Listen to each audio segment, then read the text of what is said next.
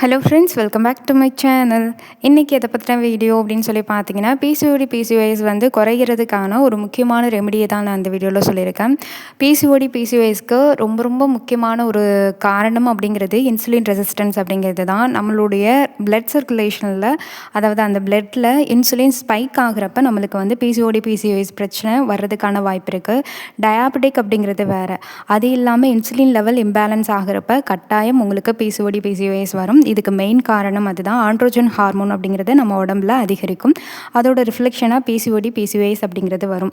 PCOD அப்படிங்கிறதுனா ஒரு 22 mm 24 mmல கருமுட்டை வளர்ச்சி அடைஞ்சு அது ஓவலேஷன் ஆகாமல் அப்படியே பெரிய பெரிய கருமுட்டையாக வர்றது தான் பிசிஓடி அப்படிங்கிறது. அதுவே பிசிஓஎஸ் அப்படிங்கிறது 10 mm 4 mm 6 mmலே குட்டி குட்டியாக வளராமலே குட்டி குட்டியாக அப்படியே உங்களுக்கு கட்டியாக வர்றது தான் பிசிஓஎஸ் அப்படிங்கிறது. குட்டி குட்டியாக நிறைய கட்டி இருந்ததுன்னா அது பிசிஓஎஸ். பெரிய பெரிய கட்டிகள் நல்லா பெருசாக இருந்தது அப்படின்னா அது பிசிஓடி அப்படிங்கிறது. இது ரெண்டுமே ஏற்படுறதுக்கு மெயின் ரீசன் இன்சுலின் அப்படிங்கிறது தான். அந்த இன்சுலினை கரெக்டாக மெயின்டைன் பண்ணுறதுக்கான ஒரு ரெமெடி தான் இன்றைக்குரிய ரெமெடி.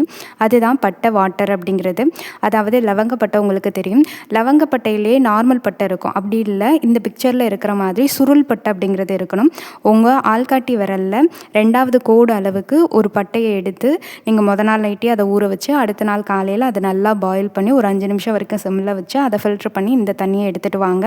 இது இதில் இருக்கக்கூடிய சில சேர்மங்கள் உங்கள் உடம்புல இன்சுலின் ரெசிஸ்டன்ஸை கம்மி பண்ணுறதுக்கும் அலர்ஜியை கட்டுப்படுத்துறதுக்கும் யூஸ்ஃபுல்லாக இருக்கும்.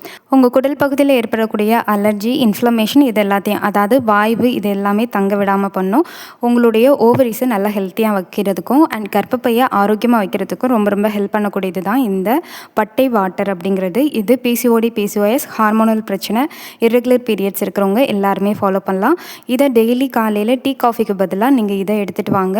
நீங்கள் ஈவினிங் டைம்லேயும் இதை எடுத்துக்கலாம். உங்களுக்கு எப்போ தோணுதோ அப்போக்கின்னு எடுத்துக்கலாம். ஒரு நாளைக்கு ஒரு டைம் எடுத்தால் போதும். அதே மாதிரி அட்லீஸ்ட் வாரத்தில் ஒரு 4லேருந்து 5 டைம் ஆச்சு இந்த டீன்னு கூட நீங்கள் எடுத்துக்கோங்க. இந்த லவங்கப்பட்ட வாட்டர் அப்படிங்கிறது இருக்கிற மாதிரி பார்த்துக்கோங்க. இது பெஸ்ட் ரெமெடி பிசிஓஎஸ்க்கு. வீடியோ பிடிச்சிருந்தால் லைக் பண்ணுங்கள். நெக்ஸ்ட் வீடியோஸில் குட்டி குட்டி கிளிப்ஸாக உங்களுக்கு நிறைய டிப்ஸ் அப்படிங்கிறது தரேன். சேனலை ஃபாலோ பண்ணிக்கோங்க.